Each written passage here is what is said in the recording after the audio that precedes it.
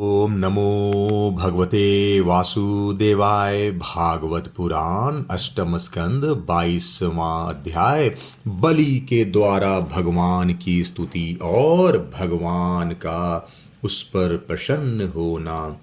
श्री सुखदेव जी कहते हैं, परीक्षित, इस प्रकार भगवान ने असुरराज बलि का बड़ा तिरस्कार किया और उन्हें धैर्य से विचलित करना चाहा, परंतु वे तनिक भी विचलित न हुए।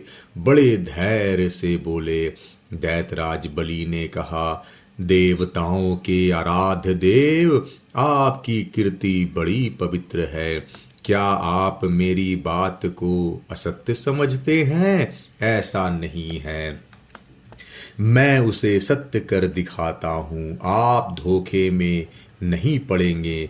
आप कृपया करके अपना तीसरा पग मेरे सिर पर रख दीजिए। मुझे नरक में जाने का अथवा राज्य से च्युत होने का भय नहीं है। मैं पाश में बंधने अथवा अपार दुख में पड़ने से भी नहीं डरता। मेरी पास फूटी कौड़ी भी न रहे अथवा आप मुझे घोर दंड दे, यह भी मेरे भय का कारण नहीं है। मैं डरता हूँ तो केवल अपनी अपकीर्ति से।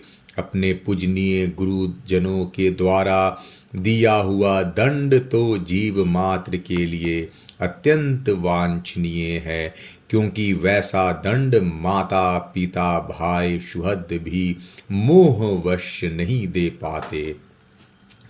आप छिपे रूप से अवश्य ही हम असुरों को श्रेष्ठ शिक्षा दिया करते हैं। अतः आप हमारे परम गुरु हैं। जब हम लोग धन, कुलीनता, बल आदि के मद से अंधे हो जाते हैं, तब आप उन वस्तुओं को हमसे छीनकर हमें नेत्र दान करते हैं। आपसे हम लोगों का जो उपकार होता है उसे मैं क्या बताऊं। अनन्य भाव से योग करने वाले योगी गण जो सिद्ध प्राप्त करते हैं, वही सिद्धि बहुत से असुरों को आपके द्वारा दृढ़ वैर भाव करने से ही प्राप्त हो गई है। जिनकी ऐसी महिमा, ऐसी अनंत लीलाएं हैं, वही आप मुझे दंड दे रहे हैं और वरुण पाश से बांध रहे हैं। इसकी न तो मुझे कोई लज्जा है और न किसी प्रकार की व्यथा ही। प्रभु, मेरे पितामह प्रहलाद जी की कीर्ति सारे जगत में प्रसिद्ध है। वे आपके भक्तों में श्रेष्ठ माने गए हैं। उनके पिता हिरण्यकश्यपु ने आपसे वैर भाव विरोध रखने के कारण उन्हें अनेकों प्रकार के दुख दिए, परंतु वे आपके ही परायण रहे। उन्होंने अपना जीवन आप पर ही निछावर कर दिया। उन्होंने यह निश्चय कर लिया कि शरीर को लेकर क्या करना है, जब यह एक न एक दिन साथ छोड़ ही देता है। जो धन संपत्ति लेने के लिए स्वजन बने हुए हैं, उन डाकुओं से अपना स्वार्थ ही क्या है। पत्नी से भी क्या लाभ है, जब वह जन्म मृत्यु रूप संसार के चक्र में डालने वाली ही है। जब मर ही जाना है, तब घर से मोह करने में भी क्या स्वार्थ है।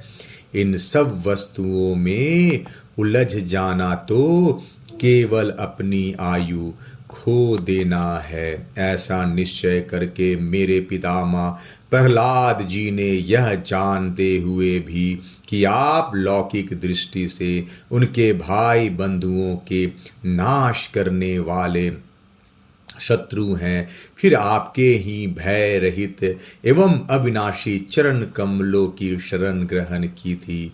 क्यों न हो, वे संसार से परम विरक्त, अगाध बोध संपन्न, उदार हृदय एवं संत शिरोमणि जो हैं, आप उस दृष्टि से मेरे भी शत्रु हैं, फिर भी विधाता ने मुझे बलात् ऐश्वर्य लक्ष्मी से अलग करके आपके पास पहुंचा दिया है। अच्छा ही हुआ, क्योंकि ईश्वर लक्ष्मी के कारण जीव की बुद्धि जड़ हो जाती है और वह यह नहीं समझ पाता कि मेरा यह जीवन मृत्यु के पंजे में पड़ा हुआ और अनित्य है। श्री सुखदेव जी कहते हैं, परीक्षित, राजा बलि इस प्रकार कह ही रहे थे कि उदय होते हुए चंद्रमा के समान भगवान के प्रेम पात्र प्रहलाद जी वहां आ पहुंचे। राजा बलि ने देखा कि मेरे पितामह बड़े श्री संपन्न हैं, कमल के समान कोमल नेत्र हैं, लंबी लंबी भुजाएं हैं, सुंदर ऊंचे और श्यामल शरीर पर पीतांबर धारण किए हुए हैं। बलि इस समय वरुण पाश में बंधे हुए थे, इसलिए प्रहलाद जी के आने पर जैसे पहले वे उनकी पूजा किया करते थे उस प्रकार न कर सके। उनके नेत्र आंसुओं से चंचल हो उठे, लज्जा के मारे मुंह नीचा हो गया। उन्होंने केवल सिर झुकाकर उन्हें नमस्कार किया। प्रहलाद जी ने देखा कि भक्त वत्सल भगवान वहीं विराजमान हैं और सुनंद नंद आदि पार्षद उनकी सेवा कर रहे हैं। प्रेम के उद्रेक से प्रहलाद जी का शरीर पुलकित हो गया, उनकी आंखों में आंसू छलक आए। वे आनंदपूर्ण हृदय से सिर झुकाए अपने स्वामी के पास गए और पृथ्वी पर सिर रखकर उन्हें साष्टांग प्रणाम किया।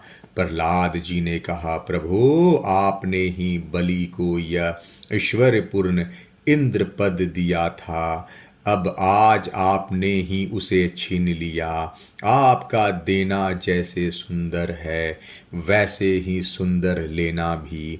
मैं समझता हूँ कि आपने इस पर बड़ी भारी कृपा की है, जो आत्मा को मोहित करने वाली राज लक्ष्मी से इसे अलग कर दिया। प्रभु, लक्ष्मी के मद से तो विद्वान पुरुष भी मोहित हो जाते हैं, उसके रहते भला आपने वास्तविक स्वरूप को ठीक ठीक कौन जान सकता है। अतः उस लक्ष्मी को छीन कर महान उपकार करने वाले समस्त जगत के महान ईश्वर सबके हृदय में विराजमान और सबके परम साक्षी श्री नारायण देव को मैं नमस्कार करता हूँ।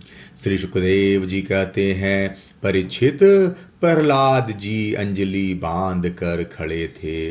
उनके सामने ही भगवान ब्रह्मा जी ने वामन भगवान से कुछ कहना चाहा, परंतु इतने में ही राजा बलि की परम साध्वी पत्नी विंध्यावली ने अपने पति को बंधा देखकर भयभीत हो भगवान के चरणों में प्रणाम किया और हाथ जोड़ मुंह नीचा कर वह भगवान से बोली। विंध्यावली ने कहा, प्रभु, आपने अपनी क्रीड़ा के लिए ही इस संपूर्ण जगत की रचना की है। जो लोग बुद्धि हैं वे ही अपने को इसका स्वामी मानते हैं। जब आप ही इसके कर्ता भरता और संहर्ता हैं, तब आपकी माया से मोहित होकर अपने को झूठ मूठ करता मानने वाले निर्लज आपको समर्पण क्या करेंगे। ब्रह्मा जी ने कहा, समस्त प्राणियों के जीवन दाता, उनके स्वामी और जगत स्वरूप देवाधिदेव प्रभु, अब आप इसे छोड़ दीजिए। आपने इसका सर्वस्व ले लिया है, अतः अब यह दंड का पात्र नहीं है। इसने अपनी सारी भूमि और पुण्य कर्मों से उपार्जित स्वर्ग आदि लोक, अपना सर्वस्व अथवा आत्मा तक आपको समर्पित कर दिया है एवं ऐसा करते समय इसकी बुद्धि स्थिर रही है, यह धैर्य से च्युत नहीं हुआ।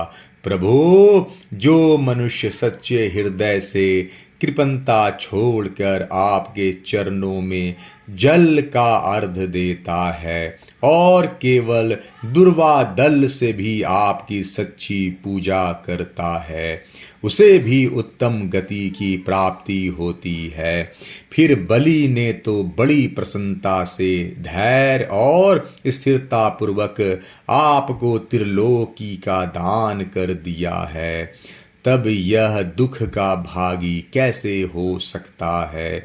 श्री भगवान ने कहा, ब्रह्मा जी, मैं जिस पर कृपा करता हूँ उसका धन छीन लिया करता हूँ, क्योंकि जब मनुष्य धन के मद से मतवाला हो जाता है तब मेरा और लोगों का तिरस्कार करने लगता है।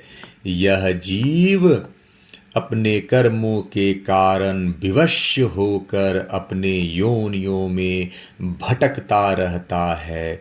जब कभी मेरी बड़ी कृपा से मनुष्य का शरीर प्राप्त करता है, मनुष्य योनि में जन्म लेकर यदि कुलीनता, कर्म, अवस्था, रूप, विद्या, ऐश्वर्य और धन आदि के कारण घमंड न हो जाए तो समझना चाहिए कि मेरी बड़ी ही कृपा है। कुलीनता आदि बहुत से ऐसे कारण हैं जो अभिमान और जड़ता आदि उत्पन्न करके मनुष्य को कल्याण के समस्त साधनों से वंचित कर देते हैं, परंतु जो मेरे शरणागत होते हैं वे इनसे मोहित नहीं होते। यह बलि दानव और दैत्य दोनों ही वंशों में अग्रगण्य है और उनकी कीर्ति बढ़ाने वाला है।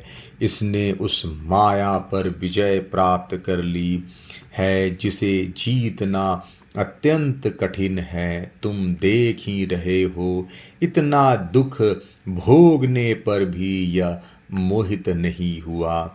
इसका धन छीन लिया, राजपद से अलग कर दिया, तरह तरह के आक्षेप किए, शत्रुओं ने बांध लिया, भाई बंधु छोड़कर चले गए, इतनी यातनाएं भोगनी पड़ी, यहाँ तक कि गुरुदेव ने भी इसको डांटा, फटकारा और शाप तक दे दिया, परंतु इस दृढ़वती ने अपनी प्रतिज्ञा नहीं छोड़ी।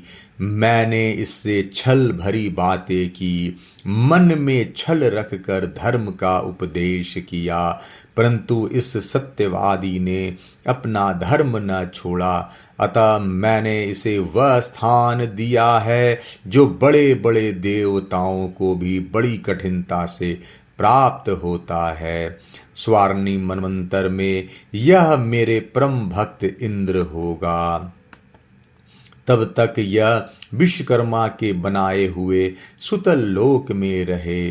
वहाँ रहने वाले लोग मेरी कृपा दृष्टि का अनुभव करते हैं, इसलिए उन्हें शारीरिक अथवा मानसिक रोग, थकावट, तंद्रा, बारी या भीतरी शत्रुओं से पराजय और किसी प्रकार के विघ्नों का सामना नहीं करना पड़ता। बलि को संबोधित कर, महाराज इंद्रसेन, तुम्हारा कल्याण हो। अब तुम अपने भाई बंधुओं के साथ उस शुतल लोक में जाओ जिसे स्वर्ग के देवता भी चाहते रहते हैं। बड़े बड़े लोकपाल भी अब तुम्हें पराजित नहीं कर सकेंगे। दूसरों की तो बात ही क्या है। जो दैत्य तुम्हारी आज्ञा का उल्लंघन करेंगे, मेरे चक्र उनके टुकड़े टुकड़े कर देगा। मैं तुम्हारे अनुचरों की और भोग सामग्रियों की भी सब प्रकार के विघ्नों से रक्षा करूंगा। वीर बलि तुम मुझे वहाँ सदा सर्वदा अपने पास ही देखोगे। दानव और दैत्यों के संसर्ग से तुम्हारा जो कुछ आसुर भाव होगा वह मेरे प्रभाव से तुरंत दब जाएगा और नष्ट हो जाएगा। 22वां अध्याय समाप्त। जय श्री कृष्णा।